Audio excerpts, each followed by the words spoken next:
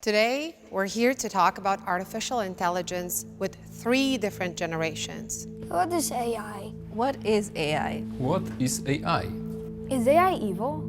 It's all actually a matter of our decision. So what are the main applications of artificial intelligence and in which sectors does it develop? From agriculture to retail, from logistics and transportation to the medical sector and healthcare, actually AI is and can be everywhere.